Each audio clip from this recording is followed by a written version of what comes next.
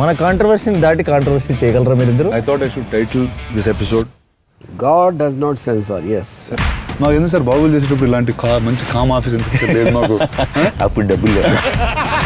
తల్లిదండ్రులు ఆవేదన చెందుతున్నారు. పిల్లల పాపం చాలా మంది మానసికంగా కృంగిపోతున్నారు. దాని గురించి ఆలోచన చేసేటువంటి పరిస్థితులు లేవు. ఈ రోజు ఎన్ని సందర్భాల్లో చెప్పాడు చంద్రబాబు నాయుడు, నేను 5 సంవత్సరాలు కరెంట్ ఛార్జీలు పెంచను, మీరే కరెంటు తయారు చేయండి, నేను మీకు గ్రిడ్ కనెక్షన్ ఇస్తాను, అదనంగా మీరు ఉత్పత్తి చేసేటువంటి కరెంటును అమ్ముకుని మీకు సంపద సృష్టించేటువంటి అవకాశం ఇస్తున్నాడు. సంపద సృష్టి దేవుడు. ఈరోజు అనేక సందర్భాల్లో చెప్పాం. అనేక సందర్భాల్లో చంద్రబాబు నాయుడు గారు చెప్పినటువంటి విషయాలను ఉటంకించడం జరిగింది. బాబు షూరిటీ భవిష్యత్తు గ్యారంటీ అని.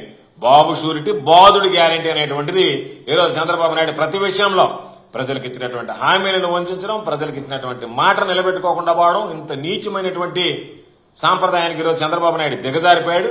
కాబట్టి దాని మీద ఈరోజు దానికి సంబంధించి 15,000 కోట్ల రూపాయల పాపం ఈరోజు ఎస్సీ ఎస్టీలకు సంబంధించినటువంటి ఏదైతే 200 యూనిట్లు జగన్మోహన్ రెడ్డి గారు ఉన్నప్పుడు ఉచితంగా విద్యుత్ అవకాశం ఉండిందో దాన్ని కూడా ఈరోజు రద్దు చేస్తా అనేక రకాలైనటువంటి అన్ని వర్గాలకు సంబంధించి వ్యతిరేకమైనటువంటి నిర్ణయాలు తీసుకునేటువంటి వ్యక్తిగా మిగిలిపోయాడు. కాబట్టి వీటన్నిటి మీద ప్రశ్నించేటువంటి వాళ్ళ మీద కేసులు పెడుతున్నావు, ప్రశ్నించేటువంటి వాళ్ళని ఏదో ఒక విధంగా అడ్డం తొలగించుకోవాలనేటువంటి ఆలోచన చేస్తున్నారు. కాబట్టి చంద్రబాబు నాయుడు గుర్తుపెట్టుకోవాల్సింది, ప్రశ్నించేది ప్రజల గొంతుగా వినిపిస్తారు నాయకులు.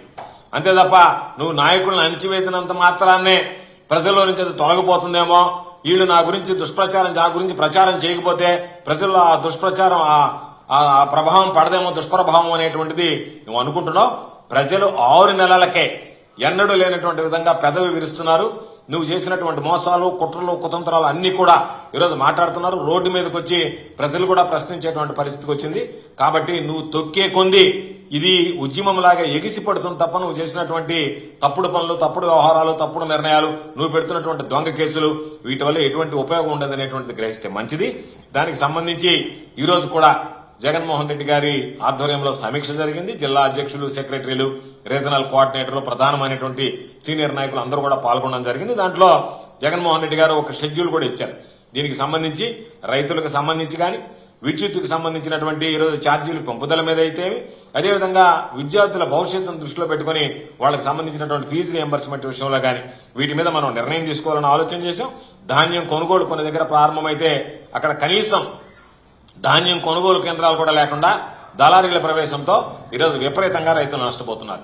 కాబట్టి ఎక్కడైతే ధాన్యం కొనుగోలు జరుగుతున్నాయో అక్కడ జరిగేటువంటి నష్టం మీద కూడా ఈరోజు అక్కడ ప్రజాప్రతినిధులు వెళ్తారు, పరిశీలిస్తారు. దాని మీద నిరసన కార్యక్రమాలు కూడా శ్రీకారం చుడతాం. అదేవిధంగా రైతులకు సంబంధించినటువంటి పెట్టుబడి సహాయం 20,000 రూపాయలు ఇస్తానని చెప్పి ఘనంగా పలికినటువంటి చంద్రబాబు నాయుడు ప్రతి సంవత్సరం ఈ సంవత్సరం ఇవ్వలేదు. దానికి సంబంధించినటువంటి నిధులు కేటాయించలేదు.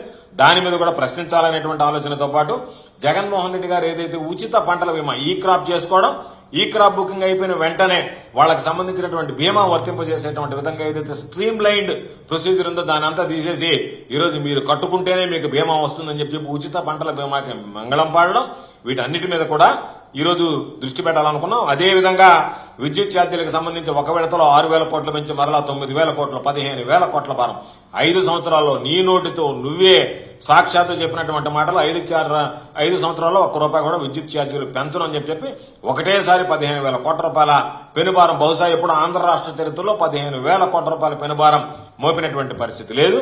దానికి సంబంధించి 15,000 కోట్ల రూపాయలకి ఇప్పటికే మామూలుగా నువ్వు వేయడానికి నిర్ణయం తీసుకుని ఒక బిల్లు అయితే ఇప్పుడు పడింది. రెండో బిల్లు కూడా జనవరి నుంచి రెండోసారి 6,000 కోట్లకు సంబంధించినటువంటి బిల్లులు ఇప్పుడు వచ్చాయి.